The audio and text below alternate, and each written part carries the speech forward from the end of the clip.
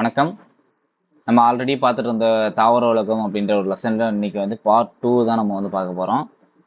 சரி நம்ம ஸ்டார்ட் பண்ணிடலாம். ஆல்ரெடி ப்ரையோபைட் வரையும் நம்ம முடிச்சிருந்திருப்போம். இன்னைக்கு வந்து பார்த்தோம் அப்படின்னா டெரிட்டோபைட்டுகள் நம்ம ஸ்டார்ட் பண்ண போறோம். சரி ரைட்டு ஸ்டார்ட் பண்ணிடலாம். இப்போ டெரிட்டோபைட்டுகள் வந்து பார்த்தோம் அப்படின்னா சைலம் ஃப்ளோயம் திசுக்களை கொண்ட உண்மையான நிலத்தாவரங்கள். ரைட்டா? அதாவது உண்மையான நிலத்தாவரம் சொல்லிட்டாங்க. அப்போ உண்மையான நிலத்தாவரம்னா என்ன இருக்க போகுது? சைலம் ஃப்ளோயம் இருக்க போகுது. வேறு தண்டு இல்லைன்னு என்ன ஒரு தாவரோடத்தை வந்து நம்ம தனித்தனியாக பிரிக்க போகிறோம். ரைட்டா? உண்மையான நிலத்தாவரம் உடலானது தண்டு இலை வேர் அப்படின்னு பிரிக்க போகிறோம். ரைட்டா? எப்படி நான் வச்சுக்கலாம்னா உண்மையா ட்ரீட் வைக்கணும். உண்மையான நிலத்தாவரம்னா டெல்டா போயிட்டு ட்ரீட்டு உண்மையா ட்ரீட் வச்சிரு எனக்கு. ஆமா உண்மையா ட்ரீட் வைக்கணும் அப்படின்னு நான் வச்சுக்கலாம் சர்க்கிட்டா. ரைட்டு. அடுத்து ஸ்போரோபைட் சந்ததி ஓங்குத்தன்மை கொண்டது. இது நமக்கு இந்த இடத்துல இம்பார்ட்டன்ட். அங்க வந்து பார்த்தோம் அப்படின்னா கேமிடோபைட் சந்ததி வந்து ஓங்குத்தன்மை கொண்டது. இங்க ஸ்போரோபைட் சந்ததி ஓங்குத்தன்மை கொண்டது. ஸ்போரோபைட் ஆனது ஸ்போர்கள் மூலம் இனப்பெருக்கம் செய்கிறது. இது ரெண்டை மட்டும் நம்ம நோட் பண்ணிக்கலாம். ஸ்போரோபைட் சந்ததி ஓங்குத்தன்மை கொண்டது, ஸ்போர்கள் மூலமா இனப்பெருக்கம் வந்து நடக்கக்கூடியது. அதுக்கப்புறம் கீழெல்லாம் வந்து பார்த்தோம் அப்படின்னா நமக்கு மேக்ஸிமம் பெருசா வந்து எதுவும் ஒரு பாயிண்ட்டும் இல்லை. அதனால நம்ம அடுத்து போயிடலாம். இப்ப டெரிட்டோபைட்டோட வகைப்பாடுகள். டெரிட்டோபைட்டோட வகைப்பாடுகள்லாம் எக்ஸாம்பிள் மட்டும் நீங்க நோட் பண்ணிட்டாலே போதும். இது வேற எதுவும் தேவையில்லை. இப்போ சைலாப்சிடா அப்படின்னா சைலோட்டோம், சைன்னு வந்துச்சு பார்த்தீங்களா. லைகாப்சிடா அப்படின்னா லைகோபோடியம், இப்போ லைன்னு வந்துடும். ஸ்பீனாப்சிடா அப்படின்னா ஈகு சீட்டம், சீட்டம் அப்படின்னு நான் வச்சுக்கலாம். டீராப்சிடா அப்படின்னு இருக்கு, நெஃப்ளோலெப்பிஸ். ரைட்டா? இது ரெண்டு மட்டும் நம்ம ஞாபகம் வச்சுக்கிற மாதிரி இருக்கும். அதாவது ஸ்பீனாப்சிடா ஈகுசீட்டம் அப்படின்னு சொல்றாங்க. டீராப்சிடா அப்படின்னா லெப்பிஸ். இது மட்டும் நமக்கு நோட் பண்ணா போதும். அதுக்கப்புறம் முக்கியமான ஒரு கொஸ்டின் மேலும் அறிந்து கொள்ளத்தில் கொடுத்துருக்காங்க. லைகோபோடியம் கிளப்மாஸ் எனப்படுகிறது. ஈக்விசிட்டம் குதிரைவால் எனப்படுகிறது. இது ரெண்டும் இம்பார்ட்டன்ட். லைகோபோடியத்துக்கு இன்னொரு பேரு கிளப்மாஸ்னு சொல்றாங்க. ஈக்விசிட்டத்துக்கு இன்னொரு பேரு குதிரைவால்னு சொல்றாங்க. அதுக்கப்புறம் முக்கியமான ஒரு வேறுபாடுகள் பார்க்குறோம்.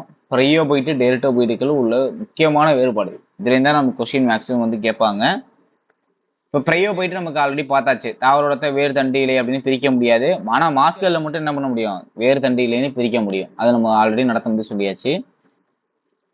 அடுத்து வந்து பார்த்தோம் அப்படின்னா தாவரோடத்தை வேறு தண்டு இலை என பிரிக்க முடியும். எதுல? டெரிட்டோபைட்டுகள்ல பிரிக்க முடியும். இப்பதான் பார்த்தீங்கன்னா உண்மையான நிலத்தாவரங்கள் நமக்கு டெரிட்டோபைட்டுகள் தான்.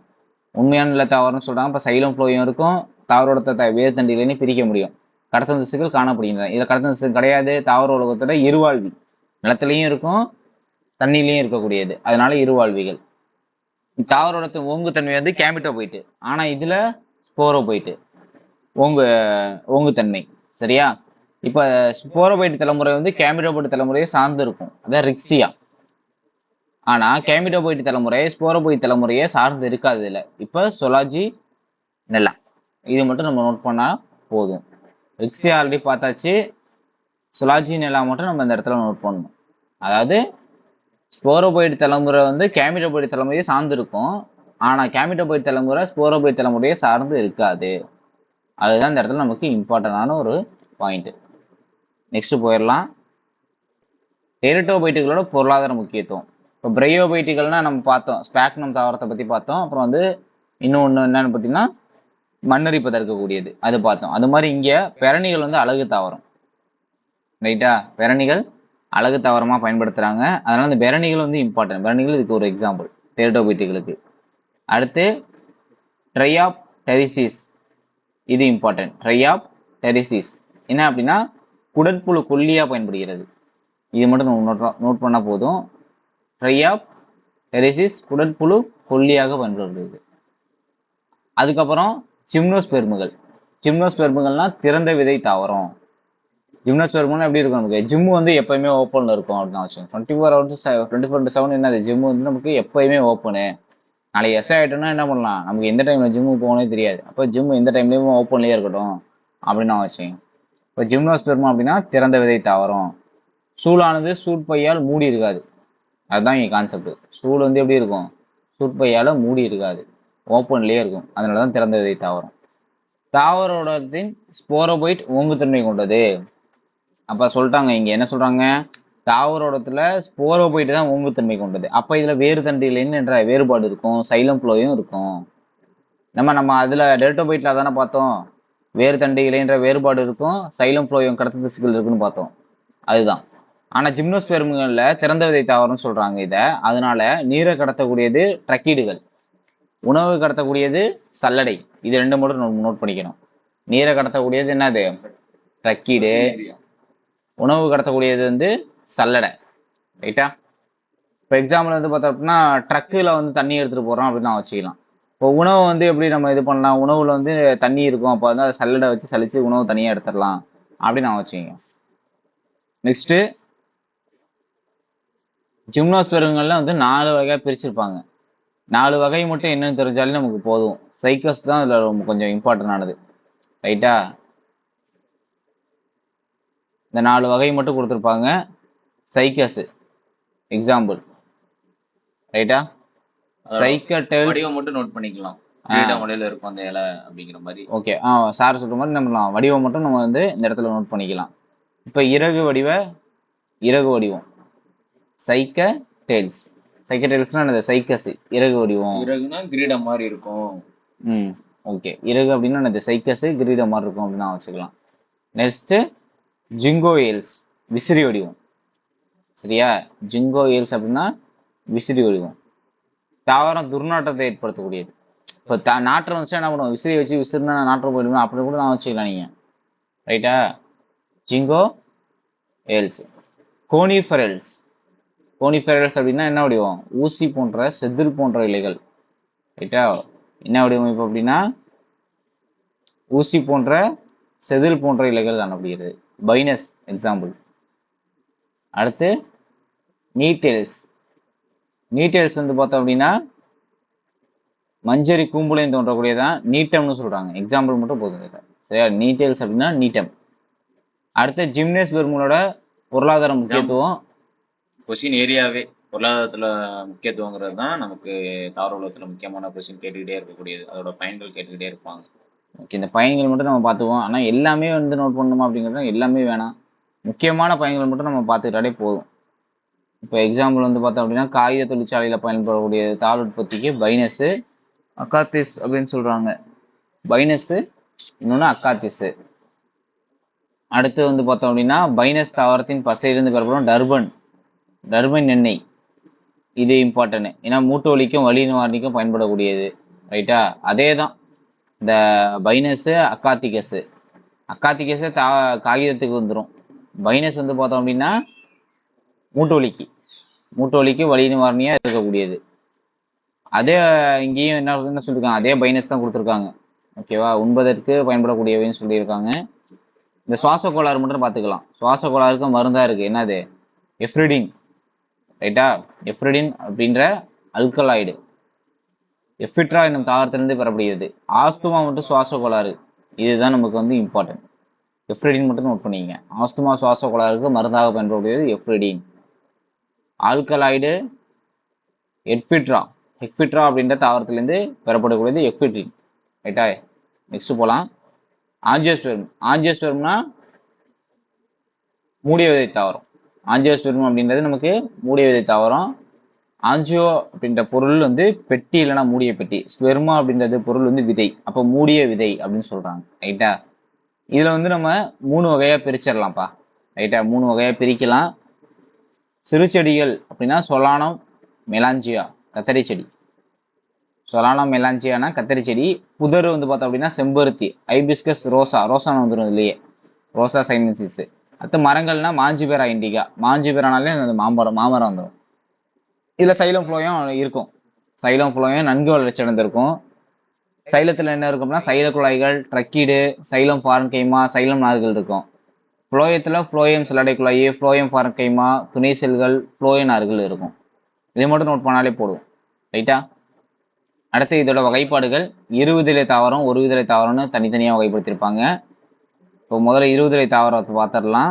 20 இலை தாவரம்னா 2 விதை தான் இருக்கும். ஆணி வேர் தொகுப்பு. இப்போ ஆணின்ற வார்த்தை 2 எழுத்து தானே. அப்போ 20 இலை தாவரம் ஆணி நான் வச்சுங்க. ரொம்ப ஸ்ட்ராங்காக இருக்கும் ஆணினா. அப்போ என்ன அப்படின்னா அவரை, மாமரம், வேப்ப மரம். இதில் வந்து இனப்பெருக்கம் அப்படி மகரந்த சேர்க்கை வந்து பூச்சிகள் மூலமாக நடைபெறக்கூடியது. இது மட்டும் நமக்கு வந்து போதும். அடுத்து ஒரு விதை தாவரம். ஒரு விதை தாவரம் அப்படின்னா என்னது? நமக்கு ஒரு விதை தான் இருக்கும். சல்லிவேர் தொகுப்பு. ரைட்டா? அது ஆணி வேர்னா இது சல்லிவேர். அதுல வந்து பார்த்தோம் அப்படின்னா பூச்சிகள் மூலமா நடந்துச்சுன்னா இதுல காத்து மூலமா நடக்கூடியது. அவரை, மாமரம், வேப்ப மரம் பார்த்தோம் எக்ஸாம்பிள். இதுல வந்து என்ன அப்படின்னா நெல்லு, புல்லு, வாழை. காற்றின் மூலம் நடைபெறக்கூடியது நெல்லு, புல்லு, வாழை.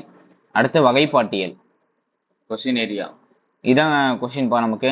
வகைப்பாட்டியல்னா என்ன அப்படின்னு தெரிஞ்சுக்கணும். உயிரினங்களை அடையாளம் காண்றது, வகைப்படுத்துதல், வரையறுத்தல், பெயரிடுதல். இதெல்லாம் என்னது? வகைப்பாட்டியல்னு சொல்றாங்க. வகைப்பாட்டியல்ன்ற வார்த்தை வரிசைப்படுதல் அப்படின்னு பொருள்படக்கூடிய டாக்சிஸ் இல்லைன்னா விதி அப்படின்னு சொல்லக்கூடிய நாமோஸ் அப்படின்ற வார்த்தையிலிருந்து வந்துச்சு. வரிசைப்படுத்துதல் அப்படின்னு பொருள் தரக்கூடியது டாக்சிஸ். விதி அப்படின்ற பொருள்படக்கூடியது நாமோஸ். இதுல இருந்து வந்துச்சு. அகஸ்டின் பைரமிஸ் டி கேண்டோல் அப்படின்றவர் தான் அந்த வார்த்தையை முதல்ல கொண்டு வந்தது. இதான் நம்ம கொஸ்டின். ரைட்டா? Augustin Pyramus de Candolle. பிசி எக்ஸாம்லாம் பார்த்தீங்கன்னா கொஸ்டினே இதுதான். நீட்டா எடுத்து வச்சு வகைப்பாட்டின சொல்ல யார் அறிமுகப்படுத்தினது அப்படின்னு கேட்டு போயிடுவாங்க. இந்த ஏரியால கொஸ்டின் ஏரியா வந்து ஆமா. எக்ஸெப்ட் பண்ணிட்டே இருக்கலாம். எஸ்ஐக்கு உங்களுக்கு என்ன பண்ணுவாங்க? டாக்ஸிஸ்னா என்ன அப்படின்னு சொல்லி கேட்கலாம். கொஞ்சம் டெப்த்தானா அப்படிதான் கேட்பாங்க எஸ்ஐ. பிசிக்கு எஸ்ஐக்கு ஒரு டிஃப்ரென்ஸு அவ்வளவுதான். ரைட்டா? அடுத்து செயற்கை வகைப்பாட்டு முறை. இப்போ செயற்கை வகைப்பாட்டு முறையை கொண்டு வந்தது கரோலஸ் லின்னேயஸ். ரைட்டா? தாவரங்களை வகைப்படுத்தக்கூடிய ஒரு முறை தான் செயற்கை வகைப்பாட்டு முறை. கொண்டு வந்தது கரோலஸ் லின்னேயஸ். எந்த தாவரத்துல இதை பத்தி சொன்னார் அப்படின்னா ஸ்பீசிஸ் பிளான்டாரம். ரைட்டா? Species plantarum. இது எப்படி நான் வச்சுக்கிறதுனா கரோலஸ் லின்னேயஸ் இஸ்ன்னு முடியுது பார்த்தீங்கன்னா லாஸ்ட்ல. அப்போ இங்கேயும் இஸ்ல ஸ்டார்ட் ஆகும்னு வச்சுக்கோங்க. ஸ்பீசிஸ் பிளான்டாரம் அப்படி நான் வச்சுக்கலாம். ரைட்டா? செயற்கை வகைப்பாட்டு முறைக்கு கொண்டு வந்தது இவர் தான். அடுத்து இயற்கை வகைப்பாட்டு முறை. இயற்கை வகைப்பாட்டு முறை வந்து பெந்தம் மற்றும் மூக்கர் வந்து கொண்டு வந்தாங்க. எந்த நூல் அப்படின்னா ஜெனிரா பிளான்டாரம். ரைட்டா? ஜெனிரா பிளான்டாரம், பெந்தம் மற்றும் மூக்கர் இயற்கை வகைப்பாட்டு முறை. இந்த இயற்கை வகைப்பாட்டு முறையை தான் என்ன பண்ணுவாங்க அப்படின்னா தாவரவியல் தோட்டத்துல வந்தும் பிளஸ் வந்து உலர் தாவர தொகுப்புன்னு சொல்லக்கூடிய ஹெர்பேரியத்திலையும் பயன்படுத்துவாங்க. அடுத்து பார்க்கலாம். அடுத்து ஒரு முக்கியமான பாக்ஸு. தாவரத்தை வந்து சேகரித்து உலர்த்தி அழுத்தி ஒரு அட்டையின் மீது ஒட்டி ஏற்றுக்கொள்ளப்பட்ட ஏதாவது ஒரு வகைப்பாட்டின்படி வரிசைப்படுத்தும் முறை ஹெர்பேரியம். ஹெர்பேரியம்னா என்ன அப்படின்னா ஒரு தாவரத்தை ஒரு அட்டையில ஒட்டுறது, அவ்வளவுதான். ரைட்டா? அடுத்து இருசொற்பயிரிடுதல். இருசொற்பயிரிடுதல் அப்படின்ற வார்த்தையை வந்து யார் கொண்டு வந்தது அப்படின்னா காஸ்பர்ட் பாகின் அப்படி சொல்லக்கூடியது தான் கொண்டு வந்தாரு. ஆனா இதை நடைமுறைப்படுத்தினது நமக்கு யார் அப்படின்னா கரோலஸ் லின்னேயஸ் தான் நமக்கு இருசொற்பயிரிடுதல் வந்து நடைமுறைப்படுத்த. ஆல்ரெடி என்ன பண்ணிருப்பாரு? கரோலஸ் லின்னேயஸ் ஆல்ரெடி என்ன பண்ணாரு? செயற்கை வகைப்பாட்டு முறையை கொண்டு வந்திருப்பாரு. ஸ்பீசிஸ் பிளான்டாரம் அப்படின்னு சொல்லக்கூடிய ஒரு நூல்ல. இயற்கை வகைப்பாட்டு முறை பெந்தம் மற்றும் மூக்கர். அவங்க என்ன நூலு? Genera Plantarum. ரைட்டா? சரி, அடுத்து பார்க்க போறோம். மாஞ்சிபேரா இண்டிகா ஆல்ரெடி பார்த்ததுதான். மாஞ்சிபேரானா என்னது? மாமரத்தை சொல்லுவாங்க. இதுல முதல்ல இருக்கக்கூடிய அந்த மாஞ்சிபேரா அப்படின்ற சொல் வந்து பேரினத்தையும், இண்டிகா அப்படின்ற சொல் வந்து சிற்றினத்தையும் குறிக்கும். மாஞ்சிபேரா இண்டிகால மாஞ்சிபேரானா பேரினம், இண்டிகானா சிற்றினம். காஸ்பர்ட் பாகின் தான் 1623 முதல்ல அறிமுகப்படுத்தினாரு. லின்னேயஸ் ஸ்பீசிஸ் பிளான்டாரம் புத்தகத்துல நடைமுறைப்படுத்தினார். அதான் நமக்கு தெரிஞ்சதுதான். லின்னேயஸ்னாலே இன்னும் ஒரு ஸ்பீசிஸ் பிளான்டாரம் தான். ரைட். அடுத்து நமக்கு முக்கியமா ஒரு 2 பாக்ஸ் கொடுத்துருக்காங்க. இந்தியாவில் உள்ள மிகப்பெரிய உலர் தாவர தொகுப்பு அதாவது ஹெர்பேரியம் எங்க இருக்குன்னா கொல்கத்தால இருக்கு. ரைட்டா? ஹெர்பேரியம் சொன்னதுதான். ஹெர்பேரியம்னா என்ன? ஒரு அட்டையிலயோ இல்ல காகிதத்திலயோ ஒரு தாவரத்தை ஒட்டி நிறைய சேகரிச்சு அதை அடுக்கிறது, அவ்வளவுதான். ஹெர்பேரியம் எங்க இருக்கு? இந்தியாவில் மிகப்பெரிய ஹெர்பேரியம்னா கொல்கத்தால இருக்கு. இருசொற்பயிரிடுதை தொடர்பான விதிகள் மற்றும் பரிந்துரைகள் ஐசுபிஎன் அமைப்பில் உள்ளது. தற்போது இது ஐசிஎன் என அழைக்கப்படுகிறது. சரியா? இருசொற்பயிரிடுதலுக்கான விதிகளும் நடைமுறைகளுக்கும் எங்க இருக்குன்னு தான் கொஸ்டின். எங்க அப்படின்னா ஐசிஎன்ல இருக்கு. அகில உலக பெயர் சூட்டும் சட்டம். முன்னாடி எப்படி இருந்துச்சுன்னா அகில உலக தாவரவியல் பெயர் சூட்டும் சட்டம் இருந்துச்சு. அதுல தாவரியல்ன்ற அந்த ஒரு வார்த்தையை மட்டும் எடுத்துட்டாங்க. அதாவது பாட்டனி அப்படின்ற அந்த பிஏ மட்டும் தூக்கிட்டாங்க. ஐசிஎன் மட்டும் இருக்கு. ரைட்டா? அடுத்து பார்க்கலாம். அடுத்து ஒரு மருத்துவ தாவரோட பயன்கள் மட்டும் பார்க்க போறோம். ஃபர்ஸ்ட் வந்து அக்காலிப்பா இண்டிகா அப்படின்னா குப்பை மீனி. சரியா? குப்பைத்தொட்டி எப்பயுமே காலியா இருக்குன்னு நான் வச்சுங்க. அக்காலிப்பா காலி அப்படின்னா அது காலியா இருக்கணும். என்ன காலியா இருக்கணும்? குப்பைத்தொட்டி அப்படி நான் வச்சுக்கலாம். இப்போ வந்து பார்த்தோம் அப்படின்னா யூஃபோர்பியேசி குடும்பத்தை சார்ந்தது. இப்போ 2 வீட்டுக்காரன் வந்து பார்த்தோம் அப்படின்னா பக்கத்து வீட்டுக்காரன் நம்ம வீட்டுக்குள்ள குப்பையை போட்டாங்கன்னா நடக்கும்? ஒரு பெரிய போரே நடக்கும். என் வீட்டுக்குள்ள எப்படி நீ குப்பை போடலாம் அப்படின்னு. அப்போ போர் அப்படின்னா வச்சுக்கோங்க. போர் பிஎஸ்சி குடும்பத்தை சார்ந்தது. குப்பை மீனியோட பயன்கள் வந்து பார்த்தோம் அப்படின்னா தோலில் உள்ள தீக்காயத்துக்கு மருந்து. இந்த இலையை அரைச்சி போட்டோம் அப்படின்னா தோலில் உள்ள தீக்காயத்துக்கு வந்து மருந்தா இருக்கும். அடுத்து சாற்ற எலுமிச்சை சாற்றுடன் கலந்து இருந்தோம்னா வயிற்றுல உள்ள உருளை புழுக்கள் வந்து அழியும். சரியா? ரெண்டே பாயிண்ட் தான். உடல்ல உள்ள தீக்காயத்துக்கு மருந்தா இருக்கு ஒண்ணு, இன்னொன்னு வந்து வயிற்றுல உள்ள உருளை புழுக்கள் அழியும். அடுத்தது பார்க்கலாம். அடுத்து வந்து பார்த்தோம்னா வில்வம். ரைட்டா? இது எப்படி நான் வச்சுக்கலாம்னா கில்லு வில்லு.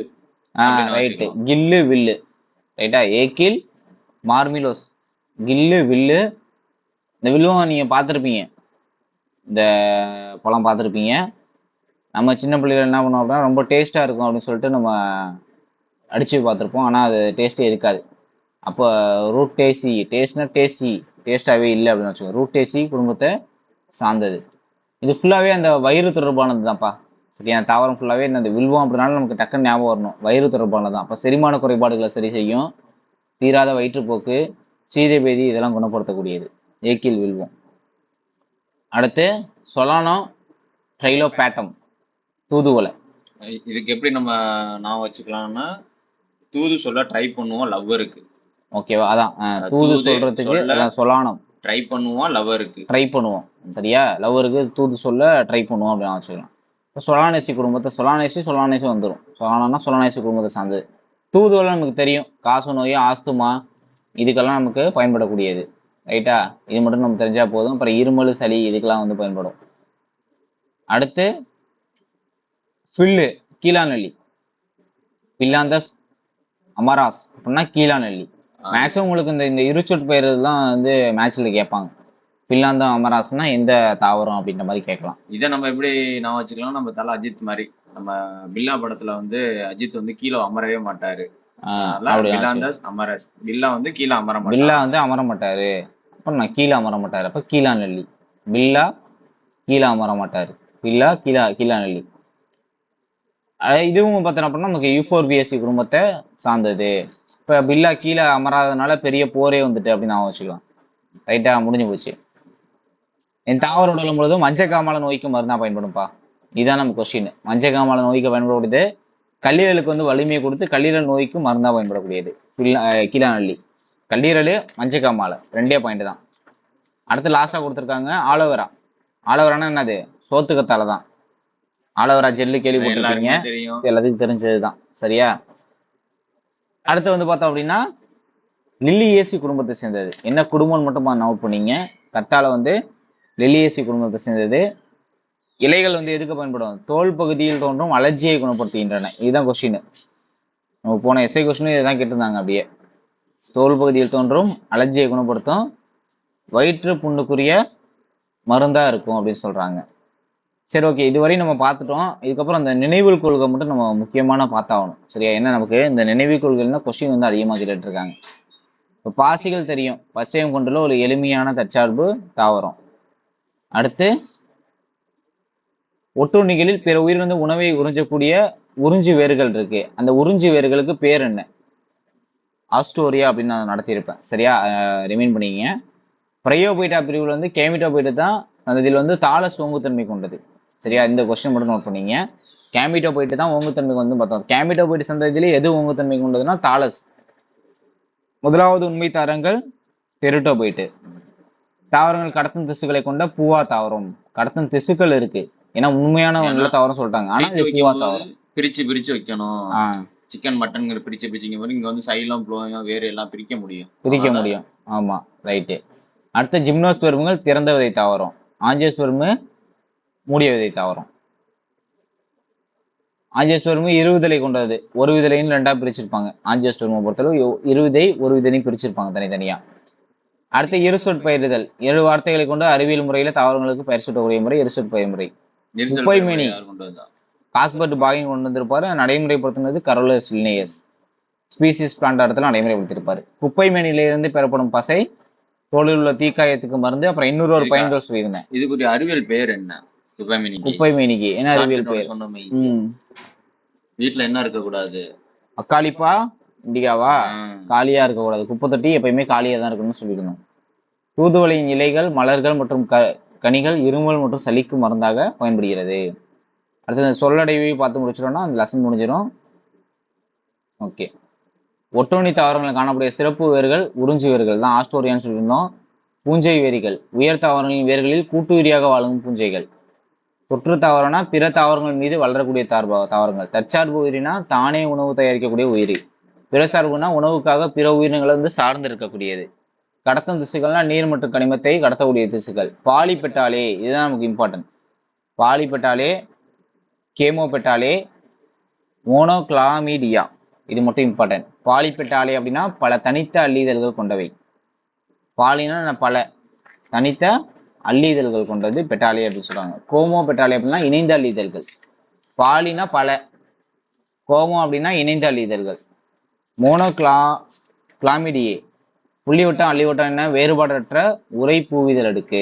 ரைட்டா? இதோட நமக்கு இந்த லெசன் வந்து புரிஞ்சிருச்சு.